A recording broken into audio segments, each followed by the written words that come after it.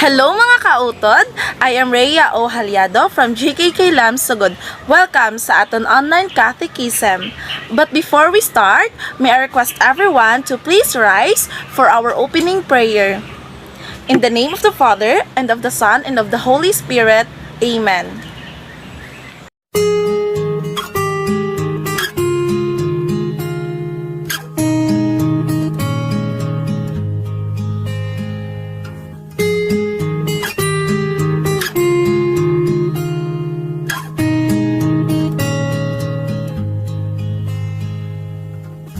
Your face is beautiful, and your eyes are like the stars.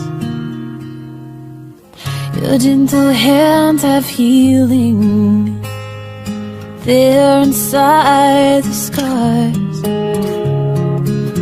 Your loving arms, they draw me near, and your smile, it brings me peace. Draw me closer, oh my Lord, draw me closer, Lord, to Thee. And captivate us, Lord Jesus, set our eyes on You.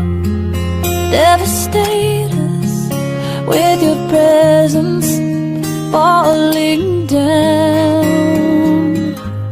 And rushing river, draw us nearer.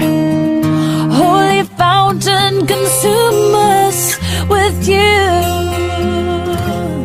And captivate us, Lord Jesus, with You.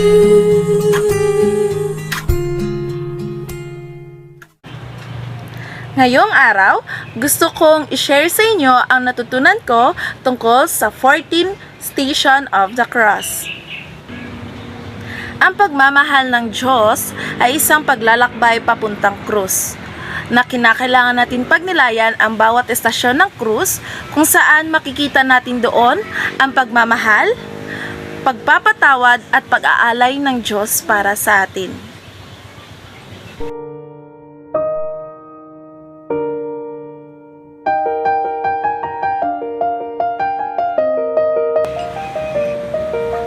First station, Jesus condemned to death, o si Jesus hinatulan ng kamatayan. Ayon sa Marcos, Kapitulo 15, versikulo 12, tubtob 14, ginpamangkot ni Pilato ang mga tao. Ano ang akon himuon sa tawo nga inyo ginasiling hari sa mga Hudyo? Nagsinggit sila. Ilansang siya sa krus. Nagsiling si Pilato sa ila, "Ngaa, ano bala nga sala ang iya nahimo?" Pero gintuduhan pagidgani nila singgit, ilansang siya sa krus. So, sa aton nga nabasa, ginhatulan si Kristo nga wala sang may ginhimo nga sala. So, i-reflect siya sa aton nga sarili or sa aton nga kabuhi. Kita tanan makabaton sang problema. Kita tanan nga mga tao may aras ang problema nga nagakaabot nga hindi angay. Hindi naton gusto o hindi naton mabaton-baton nga mga problema. Kisa ginasisita pa si God nga agad amuni problema nga ginhatag mo sa amon. Pero naisip nyo ba nga mismo si Kristo nakaranas ang amuni nga sitwasyon? Si Kristo nga ginhatulan, ginparusahan nga wala sang may ginhimo nga sala. Pero ano ang ginhimo niya? Ginbato niya ang hatol sa iya, hindi para sa iya sarili, kundi ipakita ang pagpalangga niya sa mga tao. Ginbato niya ini nga wala sing labis o wala man sing kulang. Gani mga utod ko kay Kristo, kinahanglan lang naton batunon ang mga problema nga nagakaabot sa aton. Kay balanta, tanan nga problema may solusyon. Kinahanglan lang naton magpasalamat kag mangayo bulig sa iya pamaagi sa pagpangamuyo kay para matagaan niya kita sang bag-o nga lakas para atubangon tanan-tanan nga problema nga magakaabot sa aton nga kabuhi.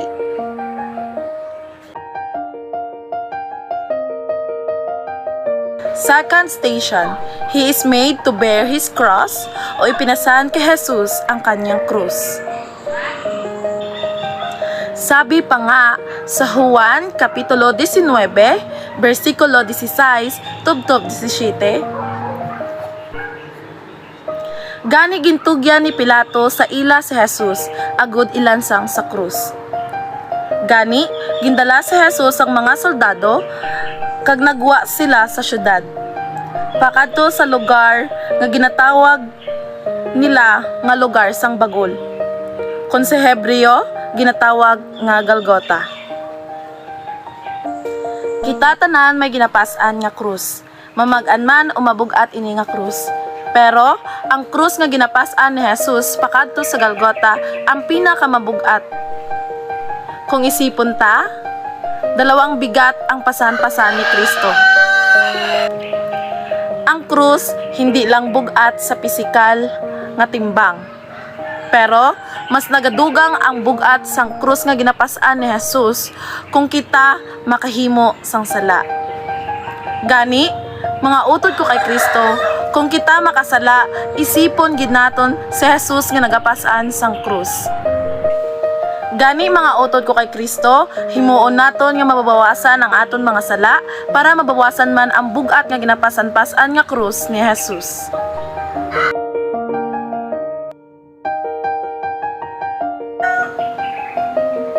Third station, Jesus falls the first time or nadapa si Jesus sa unang pagkakataon. Ayon sa Filipos Kapitulo 2, versikulo 6, tubtob 9, bisan ang kinaiya sang Dios ara sa iya. Wala niya ginpaminsar ang iya pagkatupong sa Dios nga mangin kabangdanan sang pagpamintahan. Kundi ginpakanubo niya ang iya kaugalingon paagi sa pagsuksok sang kinaiya sang isa ka ulipon. Nagpakatawo siya nga pareho sang mga tawo.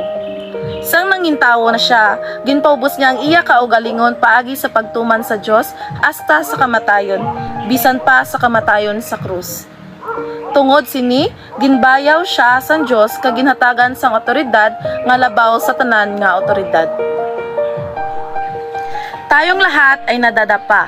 Siguro sa krus nga bugat nga ginapasan-pasan naton, siguro sa mga problema nga nagakaabot sa aton kabuhi. Mga utod ko kay Kristo, normal lang madapa. Tandaan naton, si Jesus ay nadapa man, pero hindi sa kapoy na siya, hindi niya nakaya, kundi ginpakita niya lang sa aton yung mga tao nga normal lang madapa, okay lang madapa, upang tayo ay muling bumangon at humugot ng lakas.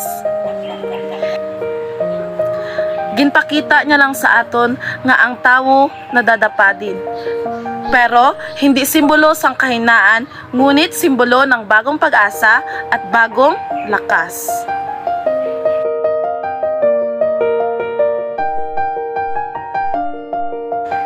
Fourth station, Jesus meets his mother or nasalubong ni Jesus ang kanyang inang Maria. Ayon sa Lucas Kapitulo 2, versikulo 34, tubtob 35, pagkatapos nga mabindisyonan sila ni Simeon, nagsiling siya kay Maria nga iloy sang bata. Ini nga bata, ginpili sang Dios nga paglaglag kag sa pagluwas sang madamo sa Israel. Mangintanda siya nga halin sa Dios. Madamo magahambal sang malain kontra sa iya. Gani, ikaw mismo magabatyag sing kasubo nga daw ginbuno ang imo tagipusoon. Ipahayag man niya ang malaot nga mga hunahuna sang mga tawo. Wala na sang mas masakit pa para sa isa ka nanay nga makita ang iya nga bata nga nagadusa, ginaparusahan kag nagapanghina na. Pareha kay Maria nga wala na siya sang may mahimo kundi ipakita ang iya pagpalangga kag ang iya pagsuporta sa iya nga bata. Pero bisan ano ang himuon ni Maria, hindi siya mapanatag kay harap-harapan nga ginaparusahan ng iya bata, harap-harapan nga ginapabudlayan. Kaya mga utod ko kay Kristo, aton pahalagahan, aton palanggaon ang aton mga nanay. Kay balaan ko nga ara sila sa time or ara sila sa aton tupad, masaya, malungkot o nagadusa manta sa aton nga kabuhi. Ara sila para gabayan kita nga maayos ang aton tanan-tanan nga problema. Bisan sa paghambal nga palangga ta ka, salamat sa tanan-tanan. Balaan ko, isa ini nga bagay o isa sa mga rason nga malipay ang aton nga mga nanay.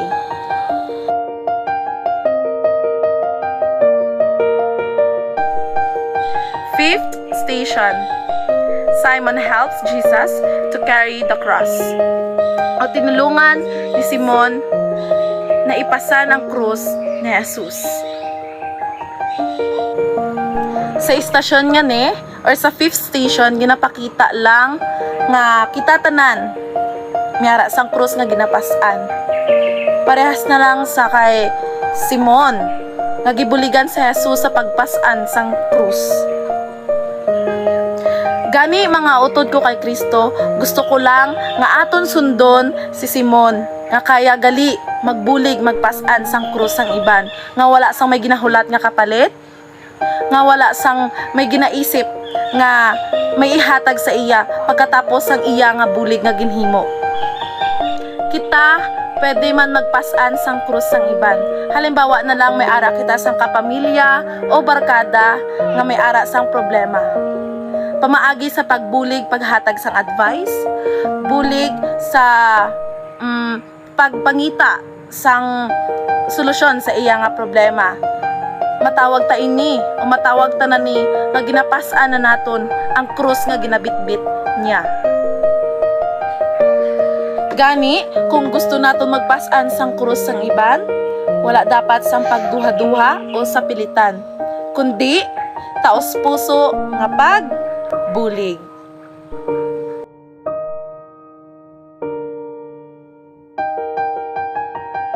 Sixth station. Veronica wipes Jesus' face, or pinanasan ni Veronica ang dugo sa mukha ni Jesus. Ang pagpahi ng isang dugoang mukha ng Diyos at siyang matapang na babae ang siyang gumawa nito. Ang naiwang larawan ang siyang pinakamabisang daan upang makita ang mukha ng Diyos dito sa mundo. Sa mga mukhang napinsala ng sobrang pighati, pagsasamantala at kawalan ng katarungan, atin makikita ang pinakamagandang larawan ng poong may kapal. Kaya ba natin katulad ni Veronica na salungatin ang lahat ng mga hadlang at mga baluktot na paniniwala upang pahiran ang mga dugong mukha ng mga nagbabata ng hirap? Si Veronica gapakita bilang isa ka maisog nga babayi kung sa diin wala siya gapati sa ginahambas ang iban nga tawo, kundi ginapatihan niya lang ang iya kaugalingon kag pagsalig nga wala sing may pagduwa-duha nga pagbulig sa aton Ginoo. Pamaagi sa pagpahid niya sang dugo sa mukha ni Jesus. Si Veronica, wala siya nahadlo kung ano ang matabo sa iya, kaya ang sa iya isip ang pagbulig lamang kay Jesus. Parihas sa aton yung mga ordinaryo nga tao, pag may problema kita, kinahanglan naton maging pariha kay Veronica nga maisog sa pagatubang sang problema, nga may pagsalig sa buhi nga Dios, kag hindi gid naton pagbuy-an ang relasyon naton sa kay Jesus.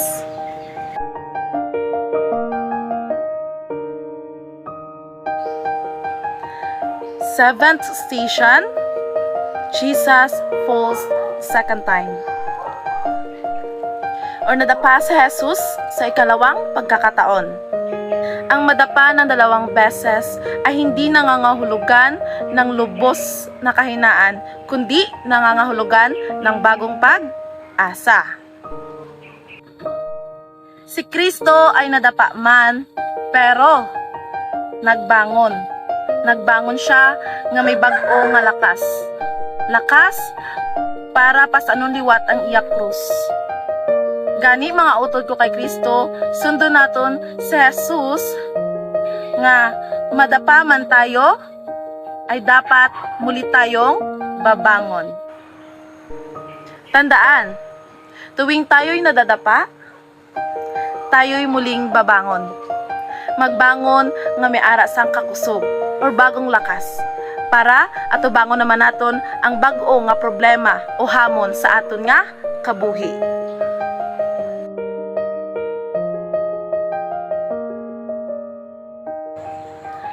Eighth station.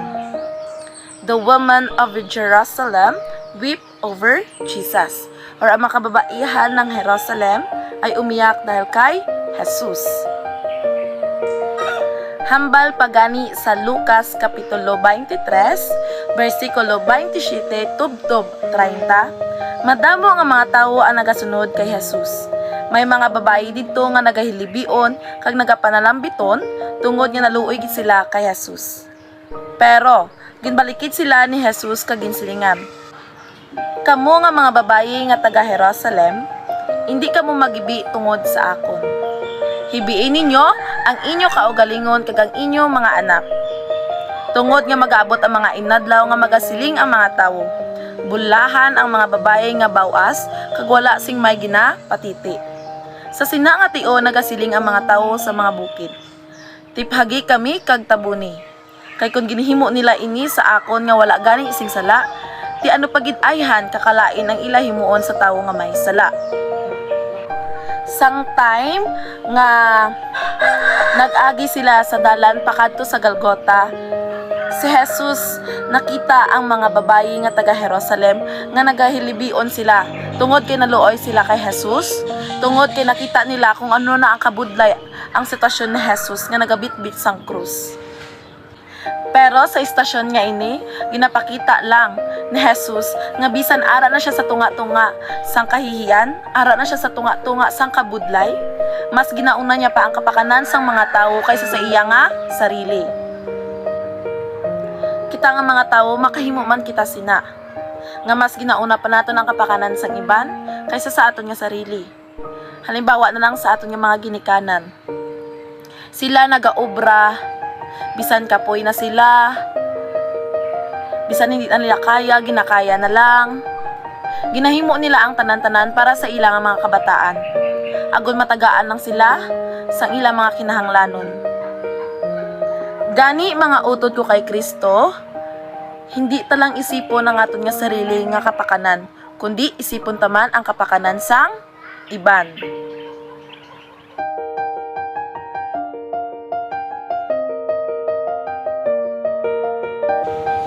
Ninth station. Jesus falls the third time, or nadapa si Jesus sa ikatatlong pagkakataon. Ayos lamang ang madapa, basta't huwag sumuko.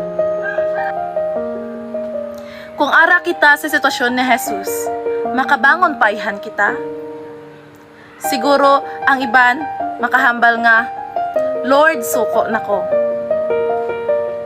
Ang iban makahambal nga, "Lord, budlay-budlay na gid, kapoy nako. Lord, tani mapatay na lang ko." Pero mga utod, oo, budlay gid siya kaayo. Pero kinahanglan naton magbangon, kag magpatuloy para matupad ang nais ng Dios para sa aton.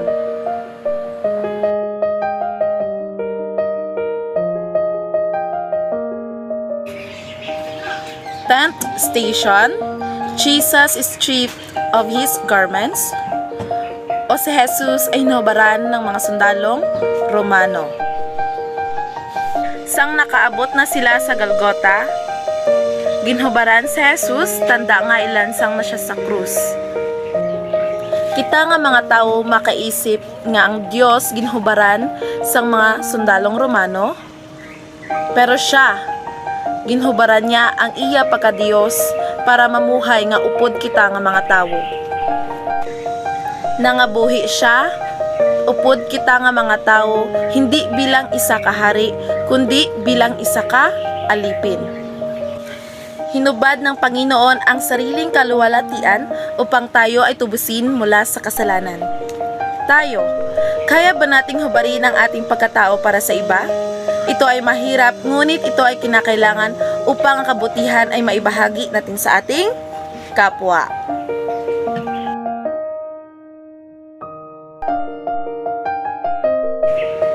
11th station.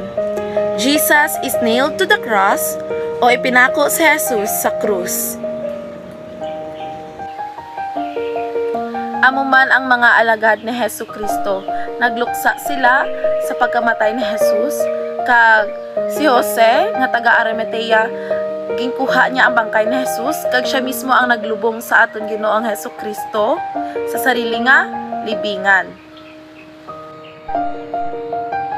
Hambal pagani sa Lucas Kapitulo 23, versikulo 33 tubtob 47, si Jesus gindala nila sa Golgota upod ang dalawa ka kriminal kung sa diin igalansang sila sa krus. Sang time nga ginlangsang na sila sa krus, kaupod tong dalawa ka kriminal, isa sa mga kriminal ang nagsiling kay Jesus, "Hindi bala ikaw si Kristo? Gani, luwasa ang imo ka o galingon, kag luwason mo man kami." Pero ginsaway siya sa isa ka kriminal sa diin ang ginhambal niya nga, "Wala ka bala na hadlok sa Dios? Pareho lang man kita ginsilutan. Dapat kita lang duha ang ginsilutan kay balanta ini nga tawo wala sang sala." So, ang ginatukoy nila nga wala sang sala si Kristo. Bisan sila nga dalawa balaan nila nga wala gid sala si Jesus, sa diin ginlangsang lamang siya sa krus nga wala sang may sala nga ginhimo. Kasakit ba tiyagon sang natabo kay Jesus, especially sa mga nakasaksi kay Jesus sa iya paghihirap, sa iya pagbitbit sang krus pakadto sa Golgota, hasta nga ginlangsang ang iya nga kamot kag tiil sa kahoy kung diin didto siya ginlansang. Hambal pagani sa Lucas Kapitulo 23, versikulo 44 tubtob 46. Sang mga alas 12 na sang udto, wala na nagsilang ang adlaw, kag nagdulom ang bug-os nga kalibutan sa sulod sang 3 ka oras. Napihak ang kortina sang templo halin sa ibabaw paidalog. Nagsinggit sing mabaskog si Jesus, "Amay, gintugyan ko sa imo ang akon espiritu." Sang makahambal siya sadto, nabugto ang iya ginhawa. Gani mga utod ko kay Kristo, hindi gid kita makaluwas sa silot kung hindi naton pagsapakon subong ining kaluwasan nga wala gid sing kapareho. Kay balanta, matatagpuan ta lang ang kaligtasan ta kay Kristo.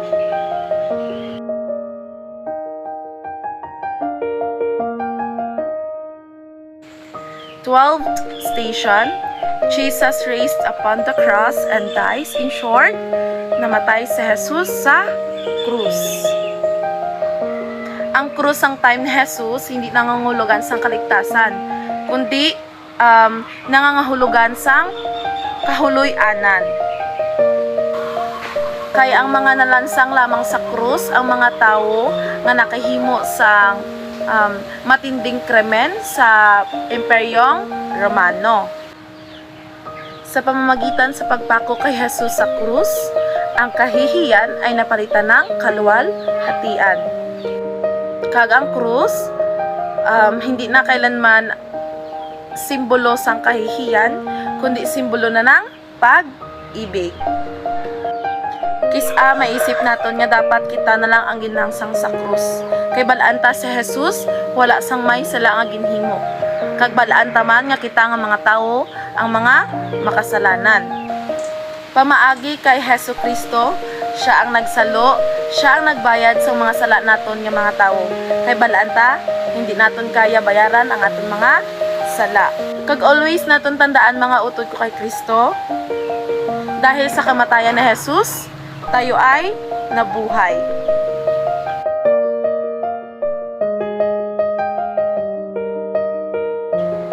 Thirteenth station, Jesus is taken down from the cross, o inalis ang katawan ni Jesus sa krus.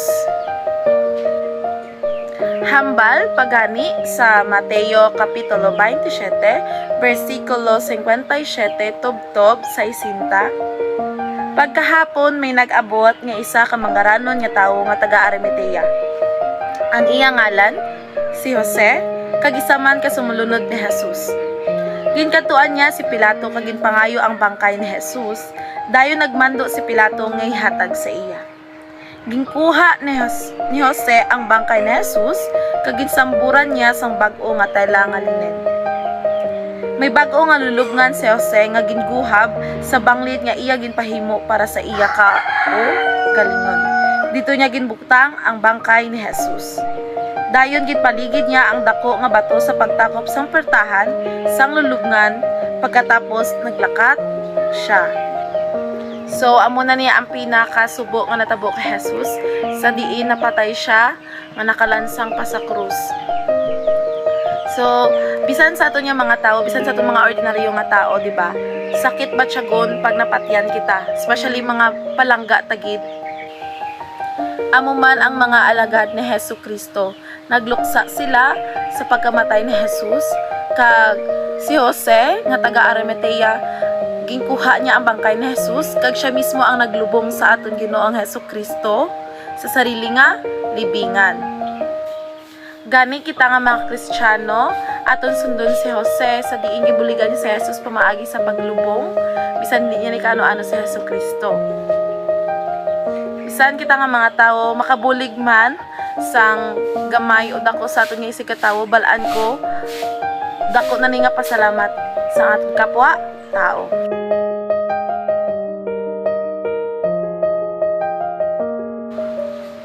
Fourteenth station, Jesus is laid in the sepulchre or nilibing ang katawan ni Kristo. Ang kaniyang bangkay ay tulad ng isang binhing ipupuna sa lupa na kailangang itanim para ito ay bubunga at sisipol sa mga itinakdang araw. Si Jesus ay sandali lamang siyang pumanaw sa mundong ito dahil ibig sabihin nito bumalik muna siya sa tahanan ng Diyos Ama at hindi pa rin natatapos ang kabanata ni Jesus sa mundo. Dahil hindi niya tayo pababayaan at hindi niya hahayaan ang mga naghihirap na kaluluwa na guminhawa sa tulong din ng kaniyang awa at yan ang pangako niya sa atin. Sa kabila ng kaniyang kamatayan ay nabayaran na ang mga sala sa sangkatauhan at lahat ng mga pagkakasala natin sa mundo ay kasama ng inilibing. Kinalimutan na ang lahat upang magsimula muli at tayo ay kanyang pinatawad.